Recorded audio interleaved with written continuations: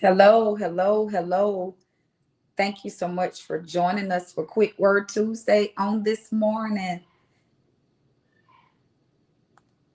Good morning, good morning, good morning.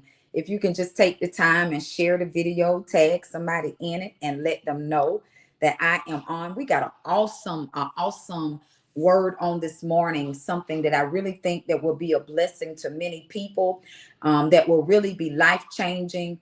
And I just want us to take the opportunity to be able to share and tag and share so that we can make a change in somebody else's life. That Good morning, good morning, good morning, good morning. Thank you so much for joining me on this morning. Hallelujah. We're going to talk about breaking the curse. Breaking the curse. Good morning. Blessings to you. Good morning. Good morning.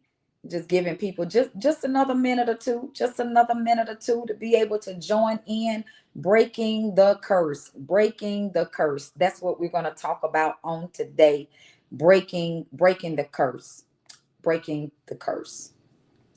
That On this morning, I want to introduce you to myself.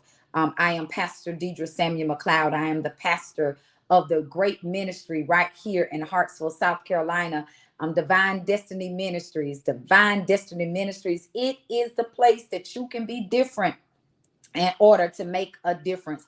I believe that we're making an impact upon the earth, that we are blessing the name of the Lord. I believe that God is getting the glory out of our lives. I believe that God is being blessed off of what we have to give. I believe that we are making a difference in every single body person that we come in contact with.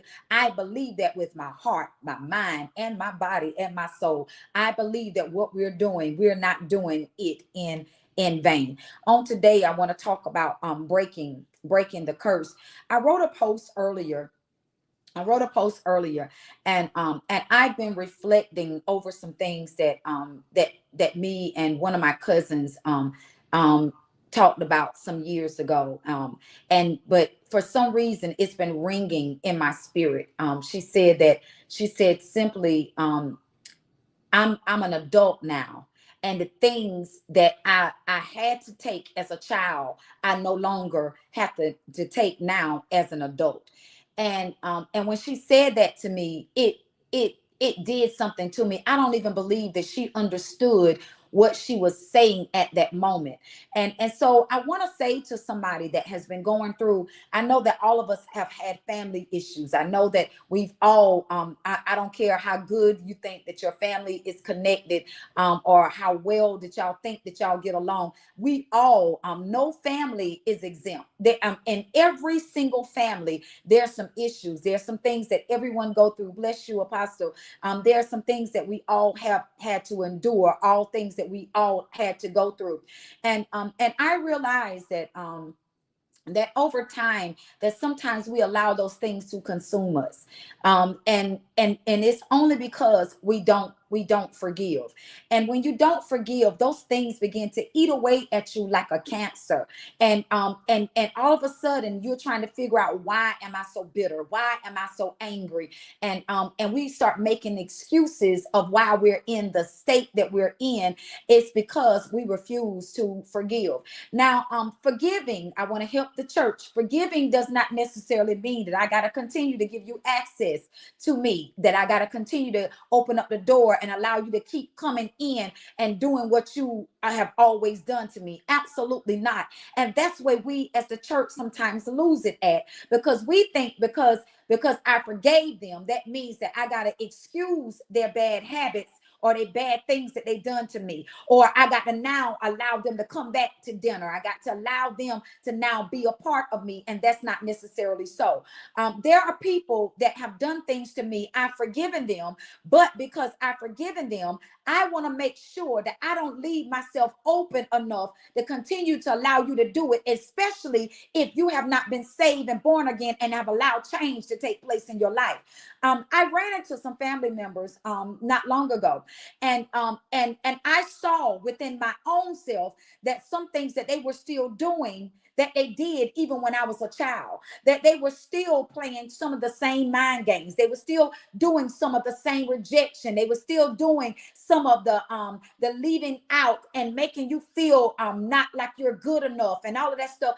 And I felt those feelings trying to come back up in me, and I had to start binding them up and cursing them and sending them back to the pits of hell, because you will not have control over how I feel and look towards myself based upon, because you're still there.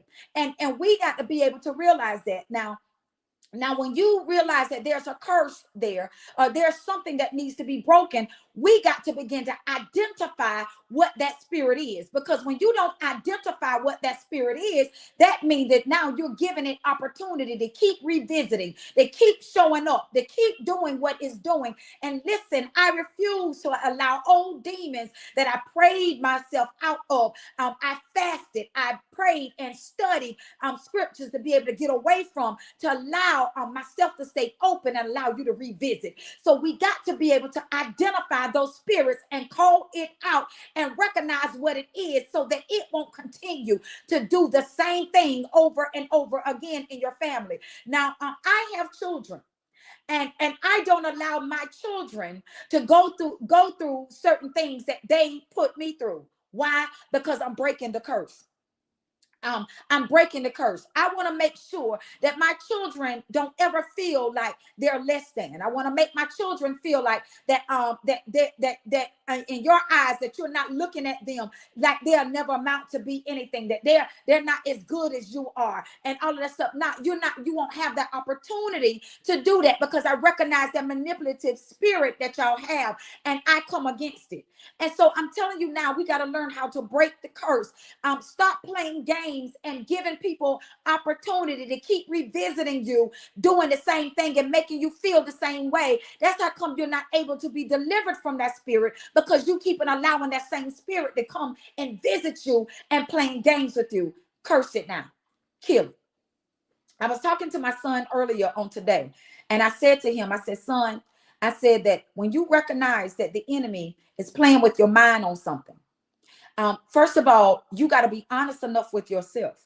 You got to stop being mad at somebody else off of what they did to you, and now be mad at yourself that you keep allowing it. That we keep allowing people to do us the way that they're doing us. That's how come you keep going through the same stuff over and over again, and you expecting for them to give you a different response when they've been showing you for 20 something years that this is who I am, and I'm going to keep giving it to you because you keep allowing it. So we have to make up in our minds, I will not allow you to continue to play the games that you've been playing with me. I won't allow you to keep breaking my spirit to make you feel good about yourself. I will not allow you to keep entertaining your demons and playing around your dysfunctions. I will not allow you to continue to play with me and toy with me, mishandle me, disrespect me, reject me, make me feel like the black sheep of the family, all to make you feel good and leave me wrestling with demons that I should have been freed myself from. I will not allow it. The scripture says here, said, in Galatians 3:13, I proclaim that Christ redeemed us from the curse of the law by becoming a curse for us. For it is written, cursed is everyone who is hung on a tree. Cursed is everyone that is hung on a tree. If you know what the exact curses are that runs in your family, it helps to be able to name them. If you recognize that diabetes is running in your family, why you playing with diabetes? Why you didn't call out the spirit? Why you didn't call it out, curse it, and make sure that the curse stopped here? If you know that, come on, because some of us, we have these demons that run rampant in our family. If we know that lesbianism and homosexuality have been running, that spirit been running in our family, why you entertaining the homosexuals and the lesbians in your family, try to make them feel good. Now, it's not that I don't love you, because Christ still loves us, but he don't love our sin. So therefore, I can love you, but still tell you that you're wrong. I can love you and make sure that I don't entertain and play with that spirit, to give that spirit an opportunity to attach itself to somebody else in the family. And now we got to not only cast that spirit out, but I also got to cast this spirit out. So no, deal with the demons that run rampant in your family. One of my cousins said to me, he said that I know the alcoholism run on one side of our family. He said, I know that. I said, okay. So what are you saying to me? He said, I had to make a decision to close the door of drinking, because I knew that I was opening up myself to a spirit that had already attached itself to our family. And he said that, and because of that, he said that means that I needed to break that curse. He said, and the curse had to be broken first with me. If I know that that in my family that people are not good with resources, they're not good with their finances, and that I've seen that over and over again. Now, don't let people play on you. Oh, you think that you are all that. Oh, you think you such and such. No, I just don't want to be broke no more. So I'm breaking the curse of poverty off of me and my family. And as of right now, it breaks right here, because I'm going to have something in life. I'm not going to live paycheck to paycheck. I'm going to be a good steward over what God has blessed me with, because I understand the spirit that's running in my family, that it stops right here. It stops right here. I ran into someone else, and I was bringing my daughter from swimming lessons, and she said to me, she said, oh, I haven't seen you in a long time. She said, look at your daughter with her chunky self. I stopped her, because I saw Zion drop her head. I stopped her. And what I did, I confronted that demon, or that spirit that she tried to put on Zion out of her mouth. I stopped it right there. And I said, no, ma'am, we don't do chunky. Her name is Zion. And if you can't call her by her name, don't call her nothing at all. And in that moment, I saw Zion lift up her head. Because if I would allow her to speak that over Zion, and I didn't protect her and didn't come up against that spirit that was trying to attach itself to her to make her feel like that I'm not pretty, I'm not good enough, because this lady just broke my spirit and made me think that I'm fat, that I'm chunky, that I'm this and that. Now I cast that down. I broke that. No, you're not speaking that over my child. Absolutely not. Say what you want, feel how you want to feel, but you're going to do it over there. But what you won't do is speak that over here on her and make my child feel less than, or make my child feel like that she's not beautiful, to make my child feel like that she's not qualified, to make my child feel a certain way, because you don't know how to control your mouth. No, I'm going to help you. And oftentimes people will make you feel bad, because you confronted their demons, because they're used to saying what they want to say to you, and they're used to doing you how they want to do you. I'm not doing it. I was listening at a video earlier this morning, and it was such inspiration to me. She said on there, she said, people tend to say that I'm hard to deal with. She said, I'm not hard to deal with. I just refuse to be disrespected. And she said that I'm that person, that I'm not going to allow you to say and do anything to me, and I'd be okay with it while you feel good about it. And I go home and I beat up on myself. She said, I'm no longer that person. I remember growing up as a little girl, of going home crying off of things that was said to me. I remember playing at family house and feeling not qualified. I remember going home after spending holidays at families' houses, and not receiving a gift on Christmas, and feeling like, why did they leave me out? Why did they forget me? Watching other cousins open up more than one gift. I remember how that made me feel. I remember that. And so I make sure that I don't put my kids in situations like that. No, I can't protect them from everything and everybody. But what I can do is I can teach them that you're qualified. I can teach you that you're beautiful. I can teach you that you're more than enough. I can teach you that you're more than a conqueror. I can teach you self-esteem and let you know that now nobody has the right to disrespect you. Nobody has the right to mistreat you. And when you're mistreated or mishandled, you have a right not to show up in rooms that disrespect you. I don't go and put myself in situations that I have to fight in, that I have to feel like I'm being tolerated. I don't I don't do that. I don't do that no more, should I say. I've had my share of showing up in rooms that I knew people didn't respect me. I knew people disrespected me. And I sat there and I took it and would get in the car and be upset at myself for taking it, for allowing myself to be put in that situation because I didn't stand up for me. I didn't stand up for me. I sat even as a woman. I'm a part of this women's ministry where it's nothing but women that's in ministry, and they encouraging one another. They're building each other up because oftentimes even being in ministry, sometimes I've noticed that men will treat women different than they treat men. They respect men, but they don't respect you. They will honor a man and disrespect you, and you live in the life. You walking as God is called and ordained for you to do, and you know that they're not living worth 2 cents, but yet you still honor them as pastor, you still honor them as apostle, you still honor them as bishop, and but yet you disrespect the ones that is trying to live right and do right. And I correct folk. I don't allow people to come, and it's not about being caught up in a title. It's about being caught up in respect. And I just talked to my ministry team, and I said that there's a difference in respect and having honor. When people don't honor you, they won't value you. And so I teach that. And I teach even I teach that period because I've seen myself where disrespect has showed up. I've seen myself, and all of that comes from different spirits are being passed down, and they feel like you will take it. You will take it because your name ain't big enough.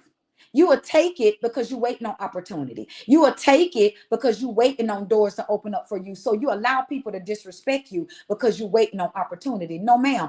No, ma'am, and no, sir. Listen, I can't help who God has called me forth to be.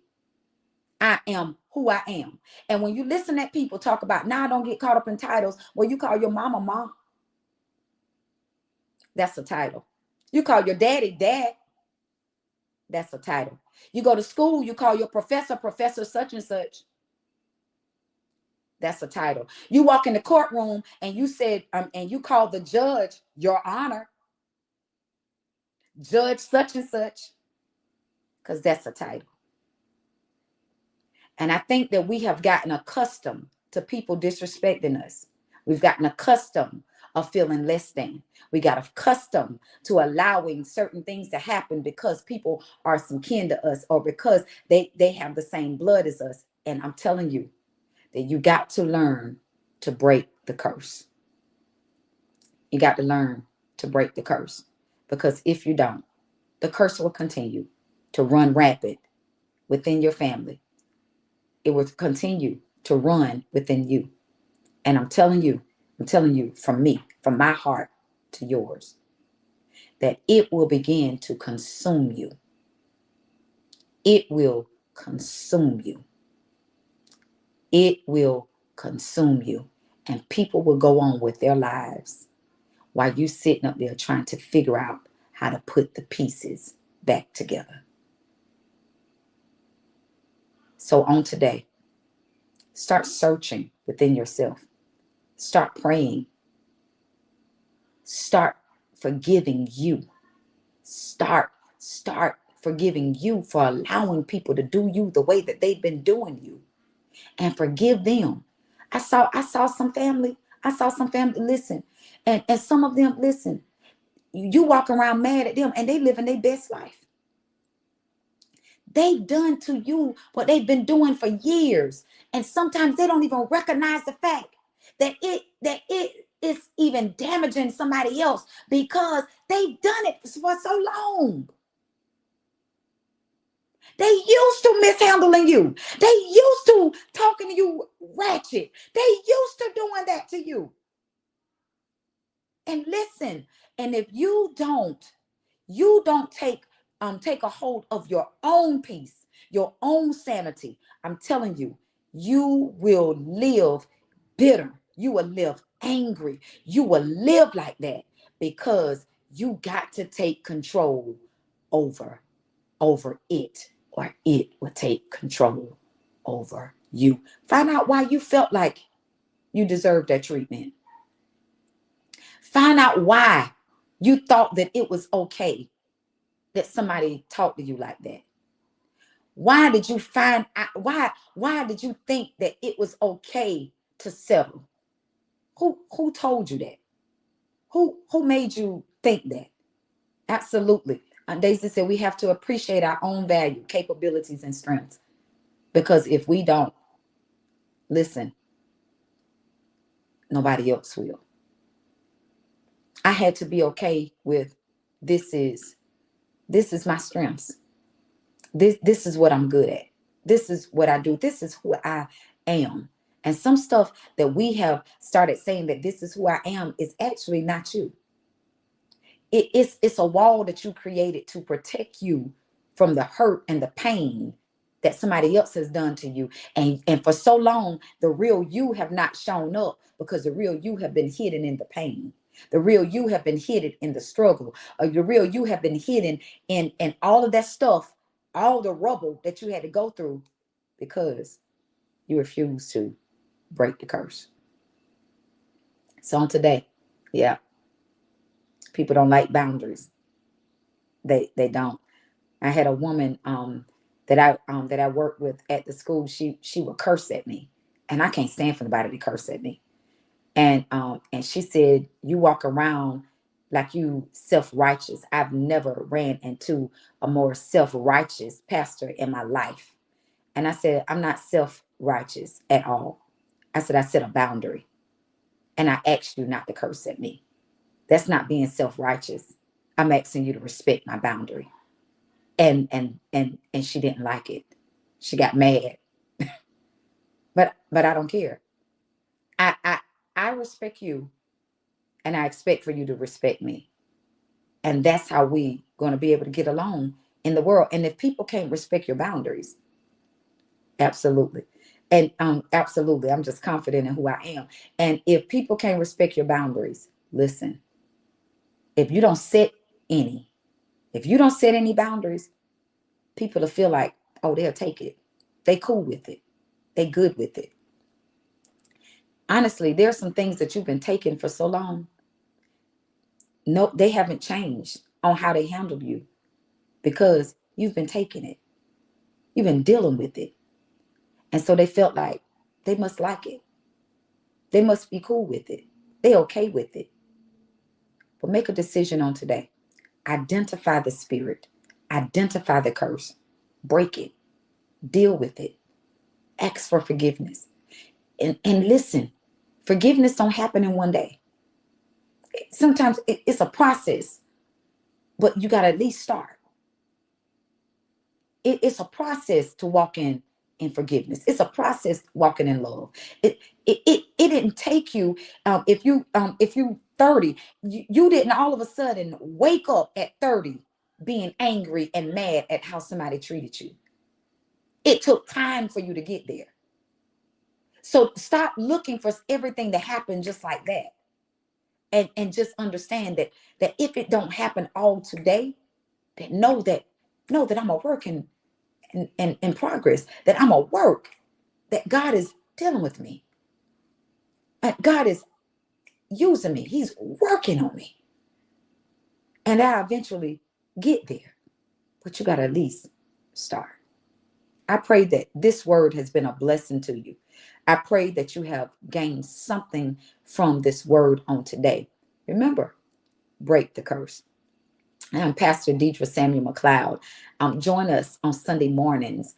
At Sunday, we start intercessory prayer at 7:30 a.m. and we start worship service at 8 a.m. I'm telling you, God be in the place every single Sunday. God is doing some amazing things at Divine Destiny Ministries, and I'm loving it. Join us on Mondays at 7 p.m. for Marriage Matters. You can find it on Minister Bianca T. James or Clyde James page, and go on.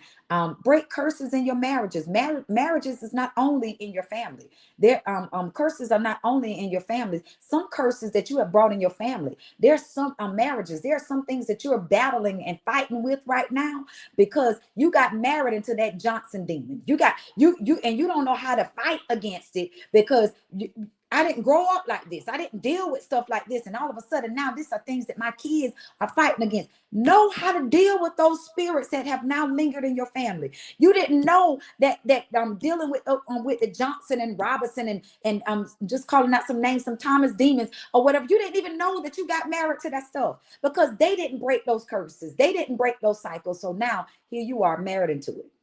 Now you got to figure out how to break it. Join Marriage Matters. I'm telling you, they're a young, powerful couple. They're doing some amazing things, giving some real good strategies and teaching and praying. And I'm telling you, it will make a difference. Stop just being the church that shout and dance. And listen, apply the principle. We gotta put stuff together and make things happen. Faith without works is dead. Join me every Tuesday for Quick Word Tuesday at 10:30 a.m. I'm telling you, as God lead me, I will give you quick words to be able to keep you pushing, to keep you thriving, to keep you going forth in the things that God has spoken and declared over your life. That's what I'm here for. I am the prophetic pusher. And then on Thursdays at 8 p.m., Evangelist on her page Power, she goes in and she do intercessory prayer. I'm telling you, the woman of God always goes in and she's a real blessing to the body of Christ. Let her continue to pray and plow through. I'm telling you, she has been an amazing, consistent warrior on this journey. And I'm telling you, I can't think of no other place to be on Thursday nights than joining in with her on prayer at 8 p.m. And then on Friday mornings, every Friday morning at 6 a.m., join me for prophetic intercession. And I'm telling you, as God give me, I give the people. And I pray that the Lord continue, allow you to show up, to allow you to be consistent, allow you to be faithful as we go forth in prophetic intercession. You never know that God might call your name in prayer.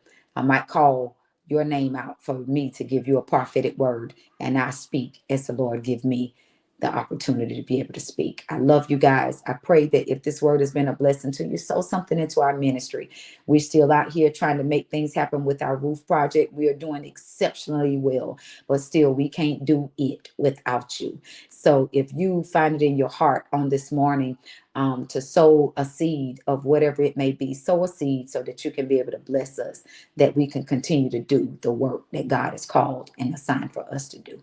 I love you guys, and I see you tonight at 6 p.m. 6 p.m. as we go forth in prayer and as we go forth in Bible study. I love you guys.